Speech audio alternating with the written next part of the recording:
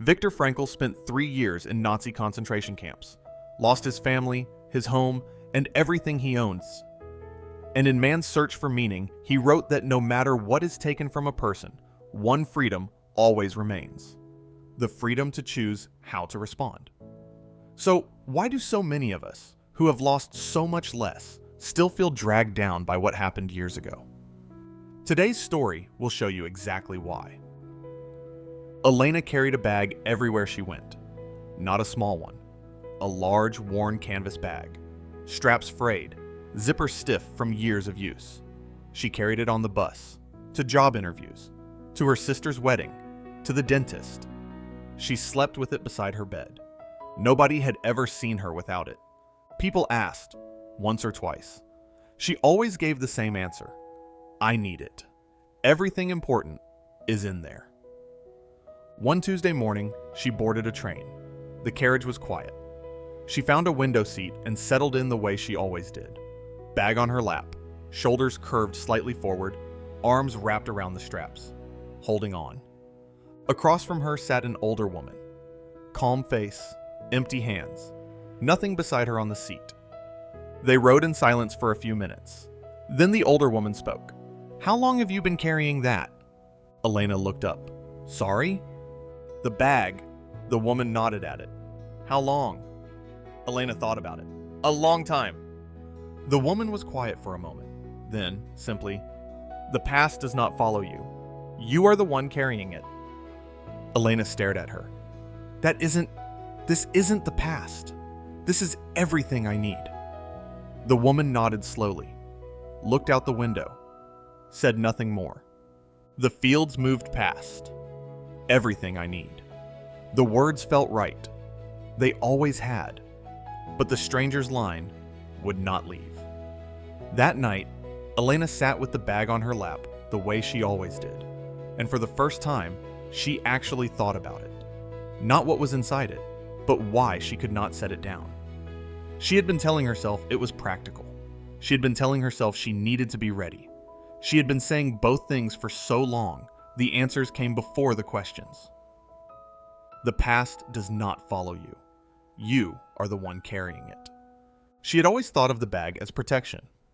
The idea that it might be a choice had never once occurred to her. 3 days passed. She carried the bag. She told herself nothing had changed. On the second evening, she put her hand on the zipper, sat there, then pulled her hand back. On the fourth day, she sat on her kitchen floor and opened it.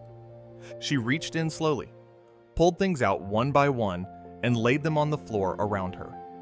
A rejection letter from the job she had wanted most, still folded, the way it had arrived. She stopped. A photograph of a version of herself she no longer recognized. The last letter from her father, the one that said she had disappointed him. She had never written back. Words someone had said to her at 19, in front of other people. She had never told anyone. A failure from 4 years ago she had replayed so many times it had worn smooth, like a stone. She sat very still. The bag was empty. This is what I have been carrying. Not supplies, not safety. Proof. Every letter, every photograph, every remembered word. Proof that she was right to be afraid. Proof that she should not begin. Proof that staying exactly where she was made sense. She had packed all of it herself. The next morning she went back to the station, the same platform. She did not know if the woman would be there. She was same seat, same calm face, same empty hands. Elena sat down across from her. She had no bag. The woman looked at her without surprise. "You were like me," Elena said quietly. It was not a question. The woman looked out at the moving platform. "For a very long time." A pause. "I carried mine for 11 years. I called it being careful. I called it being realistic. But I was just afraid to be somewhere new without the weight to hold on to." Elena looked at her own hands, strange and light. "What did you do with everything inside?" "I left it where it belonged," the woman said. "In the past." The train pulled away. 6 months later, Elena stood on the same platform. She was moving to a city she had wanted to live in for 3 years. She had nothing in her hands. A young woman nearby was struggling under a heavy bag, shoulders curved slightly forward, arms wrapped around the straps, holding on. Elena recognized that posture like a mirror. She almost said something. Instead, she watched the young woman board her train and thought, she'll find it when she's ready. You are not made of what happened to you. You are made of what you choose to carry. The past has no weight of its own. You give it weight every time you reach back and pick it up again. Setting it down is not forgetting. It is deciding where you are going matters more than where you have been.